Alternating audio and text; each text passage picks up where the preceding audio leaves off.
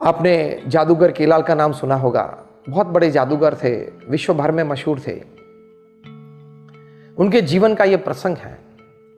वे और राजकुमार साहब जो बॉलीवुड के बड़े हस्ती थे, वे परम मित्र थे और कई बार साथ में परिवार के साथ घूमने जाते थे।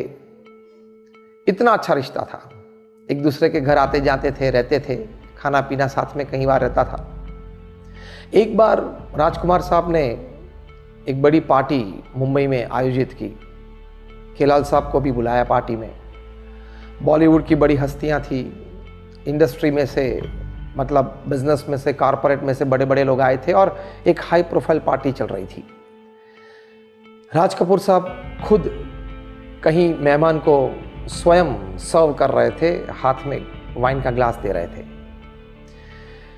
उन्होंने देखा कि केलाल साहब के हाथ में वाटर लेमन का ग्लास था। तो आरके ने ऐसे ही केलाल को पूछा कि यार केलाल ये क्या है, इतनी महफिल अच्छी जमी हुई है, इतने बड़े बड़े लोग आसपास हैं और सभी के हाथ में ये वाइन है और आप सिर्फ एक लेमन वाटर ले रहे हो। केलाल साहब ने कहा कि आरके आप जानते हो कि मैं कभी वाइन नहीं पीता हूँ और आज तक मैंने नहीं पी है। आरके ने कहा कि आज तो कोई अलग बात है, आज ये पार्टी का कारण भी बहुत बड़ा है और ऐसे बड़े लोग आए हैं, सबके साथ तो रहना पड़ेगा। केलाल ने कहा कि नहीं आरके, मैं ये ठीक है, मैं ये ले रहा हूँ, वो ठीक है, मैं सभी के बीच ही हूँ, सभी के साथ मिलजुल रहा हूँ, बातें कर रहा हूँ और परिवार ये पार्टी के पूर्ण समय तक मैं यहीं रहूँगा, लेकिन आप ये आग्रह छोड़ दें। आरके ने कहा कि केलाल चल इतना कर, एक चम्मच मैं अपने ग्लास में डिप करके तेरे ग्लास में रख देता हूँ, इतना तू मेरा मान रख ले, तो भी मैं ये समझूंगा कि तूने मेरी पार्टी में कुछ लिया। केलाल ने कहा कि आरके ये भी संभव नहीं है, क्योंकि मेरा ये नियम है और मेरे ये संस्कार है, बचपन से मुझे ये सिखाया गया है कि ये मैं नहीं कर सकता। तब आरके ने अंतिम शस्त्र उठाया। आरके बोले कि मेरे पिताजी पृथ्वीराज कपूर की सौगंध है कि ये ग्लास आप उठाए।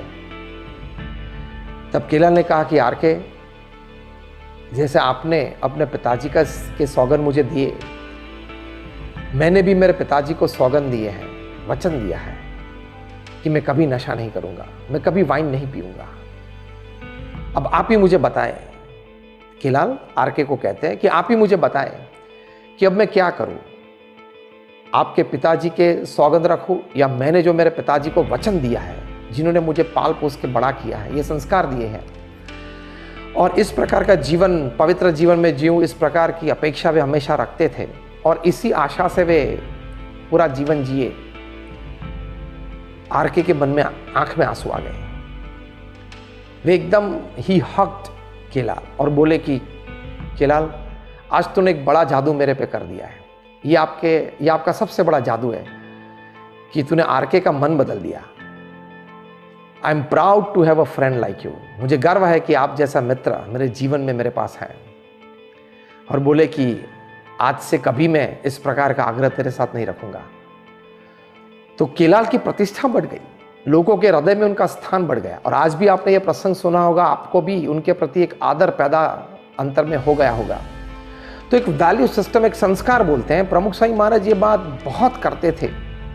जो BAPS संस्था में बाल मंडल चलते हैं, युवा मंडल, किशोर मंडल चलते हैं, उन सभी में सब संत यही बात जो प्रमुख स्वामी महाराज कहते थे वो हमेशा सिखाते हैं। प्रमुख स्वामी महाराज ये कहते थे कि अगर आप अपने संतान को, अपने परिवारजनों को संस्कारित नहीं करेंगे तो शायद एक दिन आपके जीवन में यह आ सकता है कि आप अपनी पूरी संपत्ति या संतति पूर्ण गवा देंगे।